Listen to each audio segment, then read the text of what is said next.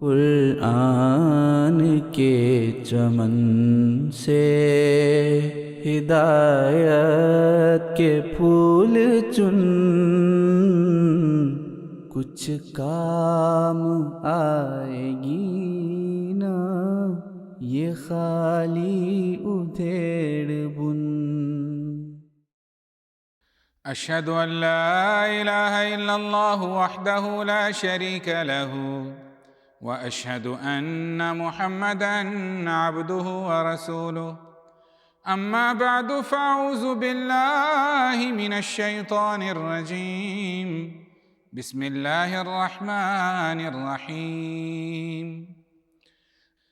الذي خلق 7 سماوات طباقا ما ترى في خلق الرحمن من تفاوت فارجع البصر هل ترى من فطور ثم ارجع البصر كرتين ينقلب إليك البصر خاسئا وهو حسير ولقد زينا السماء الدنيا بمصابيح وجعلناها رجوما للشياطين وأعتدنا لهم عذاب السعير اللهم صل على محمد وعلى آل محمد أفضل صلواتك وبارك وسلم انک حمید مجید۔ السلام علیکم ورحمۃ اللہ وبرکاتہ۔ ناظرین کرام، ایک بار پھر ہم آپ کی خدمت میں پروگرام تبویب القرآن کے ساتھ حاضر ہیں۔ مورخہ 3 مارچ 1927 کو حضرت مصلح موعود رضی اللہ تعالی عنہ نے اسلامیہ کالج کی سائنس یونین کی درخواست پر حبیبیہ ہال لاہور میں مذہب اور سائنس کے عنوان پر ایک بصیرت افروز لیکچر ارشاد فرمایا۔ اس لیکچر دینے کی وجہ یہ تھی کہ بعض اوقات تعلیم یافتہ طبقہ اپنے آدھے ادھورے علم کی بنا پر مذہب کو ایک ڈھکوسلا سمجھتے ہوئے دین سے دور جا پڑے تھے اور یہ خیال کرتے تھے کہ مذہب اور سائنس ایک دوسرے سے باہم متصادم ہیں۔ حضرت مصلح موعود رضی اللہ تعالی عنہ نے اس لیکچر میں اس خیال کی تردید فرمائی اور بیان فرمایا کہ سچے مذہب اور درست سائنس میں کوئی تصادم نہیں، کیونکہ مذہب خدا کا قول ہے جبکہ سائنس خدا تعالیٰ کا فعل ہے، پس خدا تعالیٰ کے قول اور فعل میں ہرگز کوئی تضاد نہیں پایا جا سکتا۔ چنانچہ اسی مناسبت سے آج ہم جس موضوع پر بات کریں گے اس کا عنوان ہے قرآن کریم اور سائنس۔ جیسا کہ حضرت مصلح موعود رضی اللہ تعالیٰ عنہ نے فرمایا ہے کہ قرآن خدا کا قول اور سائنس خدا کا فعل ہے، لہٰذا خدا کے قول اور فعل میں ہرگز کوئی تضاد نہیں ہو سکتا۔ البتہ یہ ممکن ہے کہ ہم سائنس کی باریکیوں کو ابھی مکمل طرح سمجھنے سے قاصر ہوں، اور یہ بھی احتمال ہمیشہ باقی رہتا ہے کہ بعض اوقات سائنسی مفروضے بھی غلط ہوں۔ اسی لیے ہر دور میں جب دنیا پر ایک نیا انکشاف ہوتا ہے تو وہ پچھلے مفروضے سے دور ہو جاتے ہیں۔ بہرحال اس میں تو کوئی شک نہیں کہ اس کائنات کو کسی عظیم الشان ہستی نے ایک با مقصد طریق پر اس سارے نظام کو تخلیق کیا ہے، اور تخلیق کرنے کے بعد اسے چھوڑ بھی نہیں بیٹھا، بلکہ ہر لمحہ اور ہر لحظہ اس کی حفاظت، اس کے تمام معاملات کا انتظام و انصرام فرماتا جا رہا ہے۔ ویسے بھی ہم دیکھتے ہیں جو کسی چیز کا خالق ہوگا وہی بتا سکتا ہے یہ چیز کس طرح تخلیق ہوئی اور کس طرح یہ کام کرتی ہے اور کب تک یہ چیز کام کرتی رہے گی۔ لیکن خدا تعالیٰ ایک علیم و حکیم ہستی ہے، وہ ہر چیز پر دائمی قدرت رکھتا ہے۔ جیسا کہ ہم جانتے ہیں کہ قرآن کریم خدا تعالیٰ کا کلام ہے، اس لیے اس کا ایک ایک حرف دائمی صداقت پر مبنی ہے۔ سائنس ابھی تحقیق کے میدان میں آگے بڑھ رہی ہے، کائنات کے کچھ راز تو وہ جان چکی ہے اور کچھ آئندہ زمانے میں اس پر آشکار ہوں گے۔ اسی طرف اللہ تعالیٰ کا قول ہماری رہنمائی کرتا ہے۔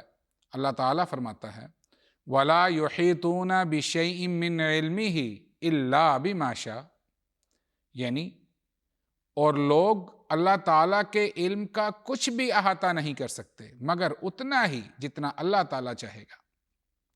آج سے چند صدیوں پہلے کسے معلوم تھا کہ کشش ثقل کیا ہے، یا بلیک ہولز اور بگ بینگ وغیرہ کیا تھے؟ اور آئندہ قرآن کریم کی کون کون سی صداقتیں دنیا پر ظاہر ہوں گی اور کب ہوں گی، اس کا جواب بھی ہمارے پاس موجود نہیں۔ ایسی ہی ایک مثال ایکسٹرا ٹریسٹریل لائف کے بارے میں ہے، یعنی کیا ہمارے سوا بھی کائنات میں کوئی اور مخلوق موجود ہے؟ اس حوالے سے حضرت اقدس مسیح موعود علیہ الصلوۃ والسلام سورۃ الحشر کی آخری آیت کی تشریح میں فرماتے ہیں، یسبح لہ ما فی السماوات والارض وہو العزیز الحکیم، یعنی آسمان کے لوگ بھی اس کے نام کو پاکی سے یاد کرتے ہیں اور زمین کے لوگ بھی۔ اس آیت میں اشارہ فرمایا کہ آسمانی اجرام میں آبادی ہے اور وہ لوگ بھی پابند خدا کی ہدایتوں کے ہیں۔ اسی طرح اس بارے میں قرآن کریم کی ایک اور آیت ہماری رہنمائی کرتی ہے۔ اللہ تعالیٰ فرماتا ہے، وَمِنْ آیَاتِهِ خَلْقُ السَّمَاوَاتِ وَالْأَرْضِ وَمَا بَثَّ فِيهِمَا مِنْ دَابَّةٍ وَهُوَ عَلَى جَمْعِهِمْ إِذَا يَشَاءُ قَدِيرٌ، یعنی اور اس کے نشانات میں سے آسمانوں اور زمین کی پیدائش ہے، اور جو اس نے ان دونوں میں چلنے پھرنے والے جاندار پھیلا دیے اور انہیں اکٹھا کرنے پر وہ خوب قادر ہے، اور وہ جب چاہے گا انہیں اکٹھا کر دے گا۔ اس آیت کی تشریح میں حضرت خلیفۃ المسیح الرابع رحمہ اللہ فرماتے ہیں، آیت نمبر 30 ایک حیرت انگیز انکشاف کر رہی ہے جس کا تصور بھی حضرت صلی اللہ علیہ وآلہ وسلم کے زمانے کے کسی زمینی انسان کو نہیں ہو سکتا تھا۔ اس زمانے میں تو آسمان کو پلاسٹک کی قسم کی 7 تہوں پر مشتمل سمجھا جاتا تھا، جس میں چاند ستارے اس طرح جڑے ہوئے ہیں جس طرح کپڑوں پر نگینے ٹانکے جاتے ہیں۔ کون کہہ سکتا تھا کہ زمین کی طرح وہاں بھی چلنے پھرنے والی مخلوق موجود ہے؟ نہ صرف آسمانوں میں ایسی مخلوق کی حتمی طور پر خبر دی گئی، بلکہ جمع کے مفہوم کو یہ فرما کر آسمانوں تک بلند کر دیا گیا کہ زمینی مخلوق اور یہ آسمان پر بسنے والی مخلوق ایک دن ضرور جمع کر دی جائے گی۔ یہ جمع جسمانی ہوگا یا مواصلاتی، اس کا علم تو اللہ تعالیٰ ہی کو ہے، مگر آج سائنسدان اس جد و جہد میں ہیں کہ کسی طرح ان کا آسمان پر بسنے والی مخلوق کے ساتھ کوئی رابطہ ہو جائے۔ گویا وہ یہ سوچنے پر مجبور ہو گئے ہیں کہ زمین کے علاوہ اور اجرام فلکی پر بھی چلنے پھرنے والی مخلوق موجود ہوگی۔ ناظرین کرام، اب ہم چند ایک ان قرآنی حقائق پر ایک طائرانہ نظر ڈالتے ہیں جنہیں آج کل کی سائنس تسلیم کرتی ہے، اور یہ ان کا تسلیم کرنا دراصل اللہ تعالیٰ کی ہستی کی دلیل ہے اور قرآن اور مذہب اسلام کے من جانب اللہ ہونے کا ثبوت ہے کہ کس طرح ایک امی نبی جو نہ لکھنا جانتا تھا نہ پڑھنا جانتا تھا، اس نے ایسے حقائق و معارف دنیا کے سامنے پیش کیے جسے اس وقت کی دنیا سمجھنے سے آ رہی تھی، لیکن آج اس کا ہر ایک ایک حرف اللہ تعالیٰ کے سچے ہونے کی مجسم دلیل بن چکا ہے۔ جیسا کہ ہم جانتے ہیں کہ آج سائنس کائنات کی تخلیق اور اس کی تخلیق کے مختلف مراحل کے بارے میں بڑی تفصیل کے ساتھ بات کرتی ہے، جیسے وہ تجربات کی روشنی میں ثابت کرتے ہیں کہ آج سے تقریباً 13.8 ارب سال پہلے ایک بڑے دھماکے سے اس کائنات کی تخلیق کا عمل شروع ہوا جسے ہم بگ بینگ کہتے ہیں۔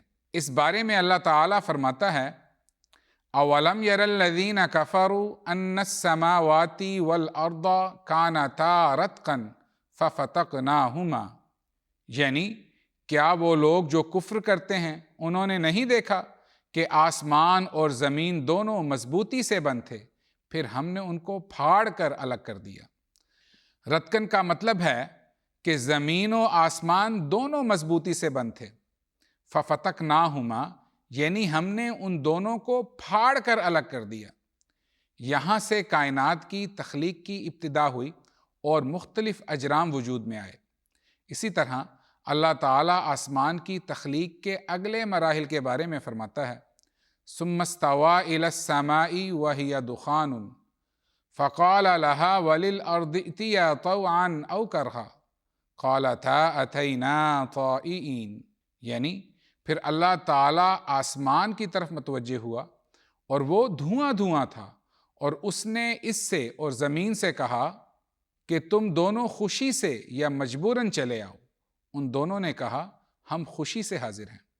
یہاں دخان کا لفظ استعمال ہوا ہے کہ آسمان کی جو ابتدائی شکل تھی وہ دراصل ایک دھوئیں کی صورت میں تھی، یعنی وہ مختلف گیسز اور ڈسٹ کے بادلوں کا ایک مجموعہ تھا جسے آج کل کی سائنسی اصطلاح میں پرائمری نیبولا کہتے ہیں۔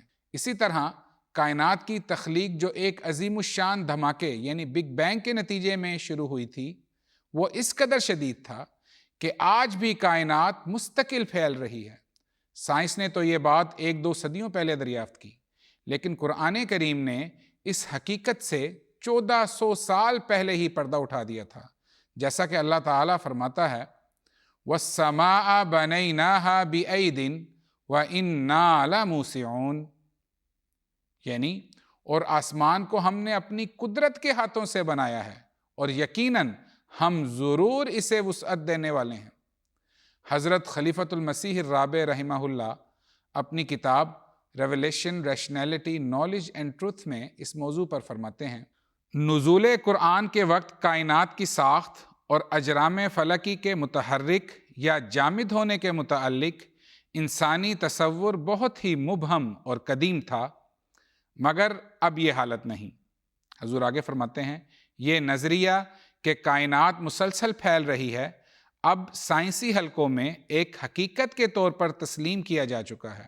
سب سے پہلے ایڈون ہوبل نے 1920 کی دہائی میں یہ انکشاف کیا تھا، مگر اس سے بھی 1300 سال قبل قرآن کریم درجہ ذیل آیت میں اس کا ذکر واضح طور پر فرما چکا تھا، وَالسَّمَاءَ بَنَيْنَاهَا بِأَيْدٍ وَإِنَّا لَمُوسِعُونَ، یعنی اور آسمان کو ہم نے اپنی قدرت کے ہاتھوں سے بنایا ہے اور یقیناً ہم ضرور اسے وسعت دینے والے ہیں۔ ناظرین کرام، کائنات کی تخلیق کے بارے میں ہم گفتگو کر رہے ہیں۔ 1543 تک یہ خیال کیا جاتا تھا کہ ہماری زمین اس نظام شمسی کا مرکز ہے۔ پھر 17ویں صدی عیسوی تک یہ سمجھا جاتا تھا کہ زمین تو اپنے محور پر گھوم رہی ہے، لیکن سورج ساکن ہے اور وہ نہیں گھومتا۔ اللہ تعالیٰ نے 1400 سال پہلے فرمایا تھا وَكُلٌّ فِي فَلَكٍ يَسْبَحُونَ، یعنی یہ تمام اجرام یعنی سورج، چاند، ستارے وغیرہ سب کے سب اپنے مدار پر تیر رہے ہیں۔ یہاں جو 2 الفاظ استعمال ہوئے ہیں وہ ہیں فلک اور یسبحون۔ فلک آربٹ کو کہتے ہیں، یعنی یہ ایک مقررہ رستہ ہے جسے ہم اردو میں مدار کہتے ہیں۔ اب اس کے مطابق تو ہمارا چاند ہماری زمین کے گرد اپنے مدار میں چکر لگا رہا ہے، زمین سورج کے گرد اپنے مقررہ رستے پر چکر لگا رہی ہے، اور سورج بھی اپنے مدار یعنی مقررہ رستے پر چل رہا ہے، مگر کس کے گرد؟ کیا ہمارے سورج کا بھی کوئی مرکز ہے جس کے گرد ہمارا نظام شمسی تیر رہا ہے؟ اب 20ویں صدی میں یہ دریافت ہوا ہے کہ ہمارا سورج بھی ہماری کہکشاں جسے ہم ملکی وے کہتے ہیں کہ گرد اپنے مدار میں چکر لگا رہا ہے۔ پھر دوسرا لفظ ہے یسبحون، اس کا مطلب ہے کہ یہ سب اجرام تیر رہے ہیں۔ اب ہم دیکھتے ہیں کہ جب کوئی انسان تیرتا ہے تو 2 طرح کا رزلٹ نکلتا ہے، 2 طرح کی حرکت ہوتی ہے، یعنی ایک تو جسم حرکت کرتا ہے اور دوسری حرکت یہ ہوتی ہے کہ وہ آگے کی طرف جاتا ہے۔ چنانچہ جب ان تمام اجرام کے تیرنے کی بات کی جائے گی تو پتہ چلے گا کہ ان اجرام کا جسم حرکت کر رہا ہے، یعنی وہ اپنے اپنے ایکسس یعنی محور پر حرکت کر رہے ہیں، گھوم رہے ہیں، اور دوسری بات یہ ہے کہ وہ آگے بھی جا رہے ہیں۔ اسی طرح ایک اور حقیقت جو اللہ تعالیٰ نے اس کائنات کے بارے میں بیان فرمائی ہے وہ یہ ہے کہ ہمارے سولر سسٹم کے سورج کی روشنی ایک دن ختم ہو جائے گی۔ اس بارے میں اللہ تعالیٰ فرماتا ہے وَالشَّمْسُ تَجْرِي لِمُسْتَقَرٍّ لَهَا ذَلِكَ تَقْدِيرُ الْعَزِيزِ الْعَلِيمِ، یعنی اور سورج اپنی مقررہ منزل کی طرف رواں دواں ہے۔ یہ کامل غلبے والے اور صاحب علم خدا کی طرف سے مقدر ہے۔ سائنسی تحقیق سے پتہ چلتا ہے کہ ہمارے نظام شمسی کا مرکز سورج، جو اربوں سالوں سے مختلف کیمیائی عملوں سے گزر رہا ہے، ممکن ہے کہ اگلے 5 ارب سال بعد ایک وقت ایسا آئے جب اس کی ساری توانائی ختم ہو جائے۔ ناظرین کرام، جیسا کہ اللہ تعالیٰ فرماتا ہے کل من علیہا فان وَيَبْقَى وَجْهُ رَبِّكَ ذُو الْجَلَالِ وَالْإِكْرَامِ، یعنی ہر چیز فنا ہونے والی ہے اور صرف صاحب جلال و اکرام ہے جس کی ذات باقی رہنے والی ہے۔ اس قرآنی حقیقت کے مطابق یہ کائنات بھی ایک دن فنا ہو جائے گی۔ سائنسدان اس نتیجے پر پہنچے ہیں کہ کائنات کا اختتام بلیک ہول پر ہوگا۔ بلیک ہول سے مراد یہ ہے کہ جب کوئی کہکشاں اپنا دور حیات ختم کر چکتی ہے تو ان سے بلیک ہول بننے کا آغاز شروع ہو جاتا ہے۔ یہاں اس کی تفصیل میں جانا تو شاید ممکن نہ ہوگا۔ مختصراً حضرت خلیفۃ المسیح الرابع رحمہ اللہ کا سورۃ الانبیاء کی آیت نمبر 105 یوم نطوی السماء کطی السجل للکتب سے آپ رحمہ اللہ نے یہ استنباط فرمایا ہے۔ حضور فرماتے ہیں یعنی جس دن ہم آسمان کو لپیٹ دیں گے جیسے تحریروں کے دفتر یا رجسٹر کو لپیٹا جاتا ہے۔ اس آیت کریمہ سے واضح ہوتا ہے کہ کائنات ابدی نہیں ہے، نیز ایک وقت یہ عالم بھی کھاتوں کی طرح لپیٹ دیا جائے گا۔ سائنسدان بلیک ہول کا جو نقشہ کھینچتے ہیں وہ اسی آیت کے بیان کردہ نقشے سے گہری مماثلت رکھتا ہے۔ یہاں ہم اپنے ناظرین کو بتاتے چلیں کہ اس موضوع پر مزید جاننے کے لیے حضرت خلیفۃ المسیح الرابع رحمہ اللہ کی کتاب ریویلیشن ریشنیلٹی نالج اینڈ ٹروتھ کے صفحہ نمبر 261 تا 271 کا مطالعہ کیا جانا یقیناً ازدیاد علم کا باعث ہوگا۔ اسی طرح دیگر سائنسی حقائق میں گریوٹی یعنی کشش ثقل کے بارے میں بھی قرآن کریم میں ذکر موجود ہے۔ اللہ تعالیٰ فرماتا ہے اللہ الذی رفع السماوات بغیر عامد ترونها، یعنی اللہ تعالیٰ وہ ہستی ہے جس نے آسمانوں کو بغیر ایسے ستونوں کے پیدا کیا جنہیں تم دیکھ سکو۔ اب ہم ذرا غور کر کے دیکھتے ہیں کہ وہ کون سے ستون ہیں جو ہمیں نظر ہی نہیں آتے۔ تو دراصل یہ ستون کشش ثقل ہے جو موجود بھی ہے اور ظاہری آنکھوں سے ہمیں نظر بھی نہیں آتی۔ کشش ثقل کا قانون نیوٹن نے 1666 میں بیان کیا تھا، لیکن قرآن کریم اس حقیقت سے کئی صدیوں پہلے سے پردہ اٹھا چکا تھا۔ ان ستونوں کی مضبوطی اور لمبائی چوڑائی کا اندازہ کرنا ہو تو ذرا تصور کیجئے، چاند کو زمین نے اپنی کشش ثقل کے ساتھ باندھا ہوا ہے۔ جس طرح ستون چھت کو سہارا دیتے ہیں، اسے گرنے نہیں دیتے، ایسا ہی زمین نے کشش ثقل کے ذریعے سے چاند کو سہارا دیا ہوا ہے۔ زمین سے چاند کا فاصلہ 3,85,000 کلومیٹر ہے۔ اب دیکھیں کہ یہ کتنا بڑا اور کتنا مضبوط ستون ہے جو ہمیں نظر ہی نہیں آ رہا۔ پھر زمین اور سورج کا جو فاصلہ ہے یہ تقریباً 15 کروڑ کلومیٹر کا ہے۔ اب سورج نے زمین کو جس ستون سے باندھ رکھا ہے وہ 15 کروڑ کلومیٹر لمبا ہے۔ ایسا ہی کچھ عرصہ پہلے تک ہمارے نظام شمسی کا آخری سیارہ پلوٹو سمجھا جاتا تھا۔ اب اسے نظام شمسی کا حصہ نہیں مانا جاتا، لیکن یہ بھی سورج کے گرد گھوم رہا ہے، اور پلوٹو اور سورج کا فاصلہ 5.9 ارب کلومیٹر کی دوری کا ہے، یعنی یہ ستون تقریباً 9 ارب کلومیٹر لمبا ہے۔ یہ تو چند ایک معمولی مثالیں ہیں جس سے آپ اللہ تعالیٰ کی قدرتوں اور اس کی طاقتوں کا اندازہ لگا سکتے ہیں۔ ایسا ہی یہ قرآن کریم کا اعجاز ہے کہ وہ جہاں کائنات کی وسعتوں کے بارے میں حقائق بیان کرتا ہے تو دوسری طرف چھوٹے سے چھوٹے ذرے کی حقیقت کو بھی کھول کر بیان کر دیتا ہے۔ جیسا کہ اللہ تعالیٰ فرماتا ہے کہ ہم نے ہر چیز کو جوڑوں کی صورت میں پیدا کیا۔ اللہ تعالیٰ فرماتا ہے سبحان الذی خلق الازواج کلھا مما تنبت الارض ومن انفسہم ومما لا یعلمون، یعنی پاک ہے وہ ذات جس نے ہر قسم کے جوڑے پیدا کیے ہیں، اور اس میں سے بھی جس کو زمین اگاتی ہے، اور خود ان کی جانوں میں سے بھی، اور ان چیزوں میں سے بھی جن کو وہ نہیں جانتے۔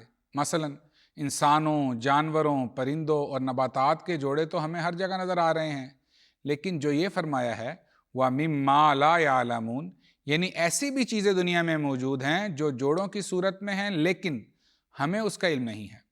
صرف 1 صدی قبل 1920 کے بعد دنیا پر یہ حقیقت کھلی کہ ایٹم جو کسی بھی چیز کی بنیادی اکائی ہے، اس کے اندر بھی نیوٹرونز اور پروٹونز کے بھی جوڑے ہیں۔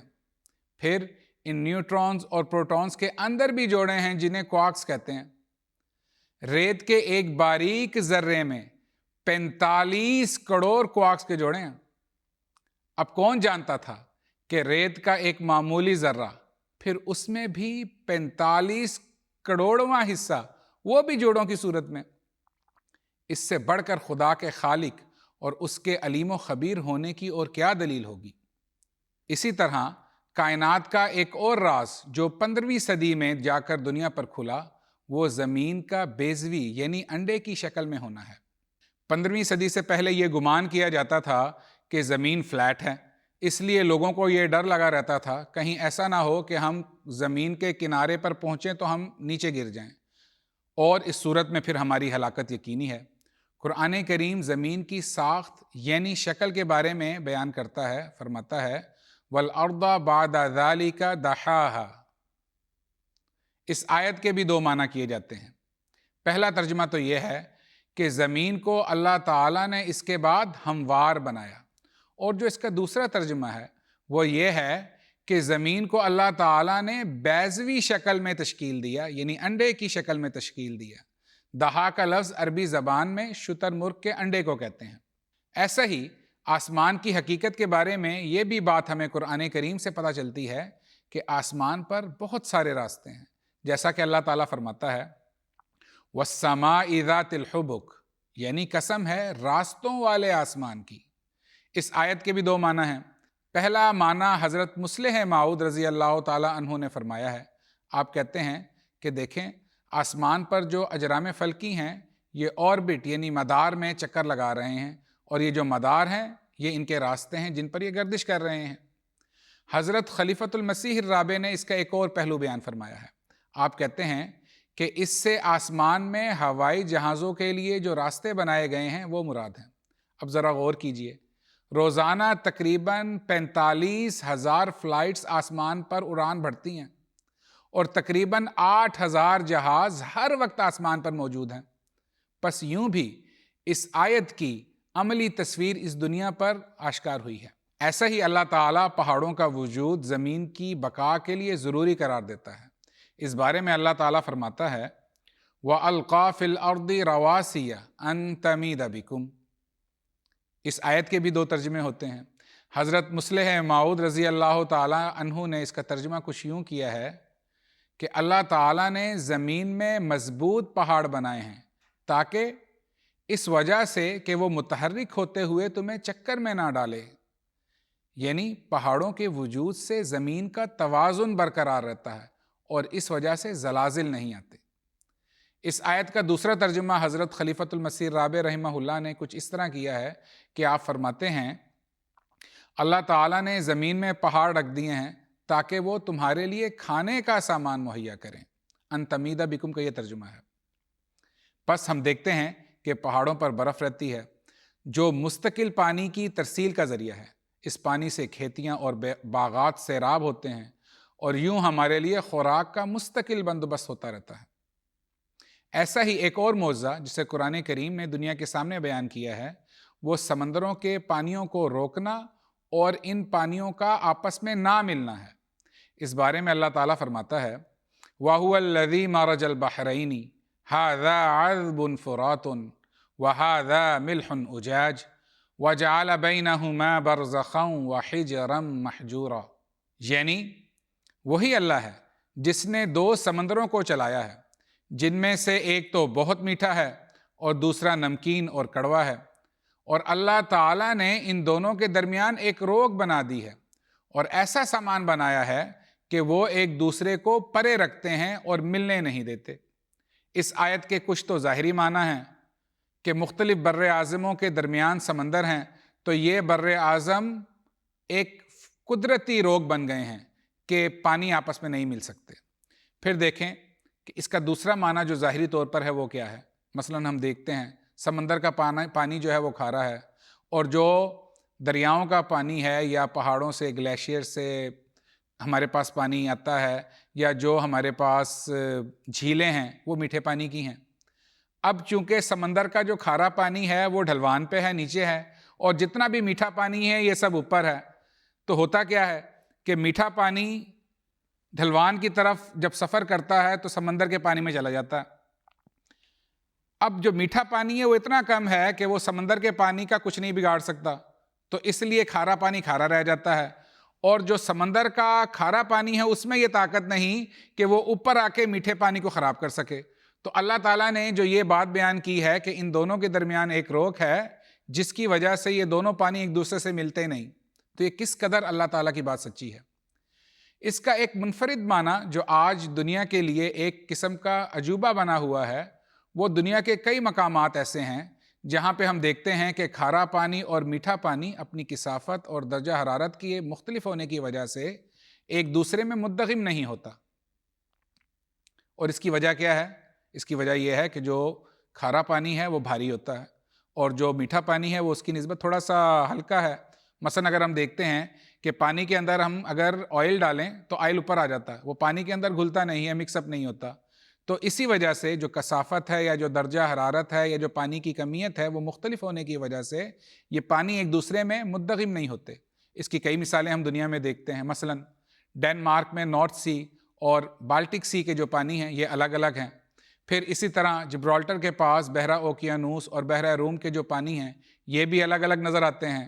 ایسے ہی ایمیزون، سوئٹزرلینڈ، روس، قازقستان وغیرہ میں بھی کئی دریا ہیں جن کا پانی ایک دوسرے میں مدغم نہیں ہوتا۔ اسی طرح تخلیق انسان کے بارے میں بھی قرآن کریم بڑی تفصیل سے بات کرتا ہے اور پیدائش کے مختلف مراحل پر بڑی باریکی کے ساتھ روشنی ڈالتا ہے۔ آج ان حقائق کو سائنس پوری طرح تسلیم کرتی ہے۔ وقت کی رعایت سے یہاں صرف ایک مثال بطور نمونہ پیش ہے۔ اللہ تعالیٰ فرماتا ہے وَاللَّهُ أَخْرَجَكُم مِّن بُطُونِ أُمَّهَاتِكُمْ لَا تَعْلَمُونَ شَيْئًا وَجَعَلَ لَكُمُ السَّمْعَ وَالْأَبْصَارَ وَالْأَفْئِدَةَ لَعَلَّكُمْ تَشْكُرُونَ، یعنی اور اللہ تعالیٰ نے تمہیں تمہاری ماؤں کے پیٹوں سے نکالا جبکہ تم کچھ نہیں جانتے تھے، اور اس نے تمہارے لیے کان اور آنکھیں اور دل بنائے تاکہ تم شکر ادا کرو۔ اب ذرا غور کیجئے، جو ترتیب اللہ تعالیٰ نے یہاں بیان فرمائی ہے وہ یہ ہے کہ وَجَعَلَ لَكُمُ السَّمْعَ وَالْأَبْصَارَ وَالْأَفْئِدَةَ، یعنی سننے کی حس پہلے بنتی ہے، پھر دیکھنے کی اور پھر سوچنے کی۔ سائنس اس بات کو تسلیم کرتی ہے اور تصدیق کرتی ہے کہ انسان کی تخلیق میں 24ویں ہفتے میں سننے کے حواس پیدا ہوتے ہیں، اور جبکہ دیکھنے کی صلاحیت 28ویں ہفتے میں مکمل ہوتی ہے۔ ایسا ہی اللہ تعالیٰ کی ہستی کا ایک اور زندہ نشان ہر انسان کی جو فنگر پرنٹس ہیں اس میں موجود ہے۔ اللہ تعالیٰ فرماتا ہے اَيَحْسَبُ الْإِنسَانُ أَن لَّن نَّجْمَعَ عِظَامَهُ بَلَىٰ قَادِرِينَ عَلَىٰ أَن نُّسَوِّيَ بَنَانَهُ، یعنی کیا انسان گمان کرتا ہے کہ ہم روز قیامت ہرگز اس کی ہڈیاں اکٹھی نہیں کریں گے؟ کیوں نہیں، ہم تو اس بات پر بھی پوری قدرت رکھتے ہیں کہ اس کی انگلیوں کے پور پور درست کر دیں۔ اب دیکھیں یہاں نسویہ بنانا کے الفاظ اللہ تعالیٰ نے اپنی قدرت اور طاقت کے لیے استعمال فرمائے ہیں۔ تقریباً 4 دہائی قبل دنیا پر یہ حقیقت آشکار ہوئی کہ ہر انسان کی جو انگلیاں ہیں، ان کے جو فنگر پرنٹس ہیں، پور ہیں، وہ مختلف ہیں۔ دنیا میں اربوں کھربوں لوگ گزرے ہیں لیکن سب کے فنگر پرنٹس مختلف ہیں۔ چنانچہ 1980 میں دنیا نے اس حقیقت کو تسلیم کیا اور تب سے فنگر پرنٹس کو ہر انسان کی شناختی علامت کے طور پر استعمال کیا جانے لگا۔ ناظرین کرام، یہ تو بس چند ایک جھلکیاں ہیں جو انتہائی اختصار کے ساتھ آپ کی خدمت میں پیش کی گئی ہیں۔ اس کے ساتھ ہی اب ہمارے پروگرام کا بھی وقت ختم ہوا چاہتا ہے۔ تب تک کے لیے اجازت دیجیے۔ اللہ حافظ۔ السلام علیکم ورحمۃ اللہ وبرکاتہ۔ قرآن کے چمن سے ہدایت کے پھول چن کچھ کام آئے گی نا، یہ خالی ادھیڑ